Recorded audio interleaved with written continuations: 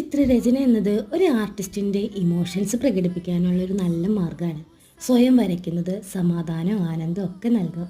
ഈ ഒരു കല പഠിക്കുന്നത് മൂലം മറ്റു പ്രവർത്തനങ്ങളിൽ കാര്യക്ഷമതയും ഉണ്ടാവും. എങ്ങനെയെന്നല്ലേ? ഡ്രോയിങ് വിരൽപേശികളുടെ പ്രവർത്തനങ്ങളോടൊപ്പം കൈകളുടെയും കണ്ണുകളുടെയും ഏകോപനം മെച്ചപ്പെടുത്തുകയും ചെയ്യുന്നുണ്ട്. കുട്ടികൾക്കാണെങ്കിലോ അവരുടെ ക്രിയേറ്റിവിറ്റിക്കൊപ്പം സ്കൂളിൽ പഠനത്തിന് വളരെ പ്രയോജനപ്പെടുകയും ചെയ്യും. അങ്ങനെയെങ്കിൽ കുട്ടികളെ ഈ കഴിവ് നമുക്ക് നന്നായി ഒന്ന് മെച്ചപ്പെടുത്തിയെടുത്താലോ? അതിന് ഡ്രോയിങ്ങിൻ്റെ ബേസിക് മുതൽ തുടങ്ങണം. ഒരു കുട്ടി ഈ ബേസിക് മെത്തേഡ് പഠിച്ചു കഴിഞ്ഞാൽ അവൻ ഏത് ചിത്രവും അനായാസേന വരയ്ക്കും, അതും നല്ല കോൺഫിഡൻറ്റോടു കൂടി.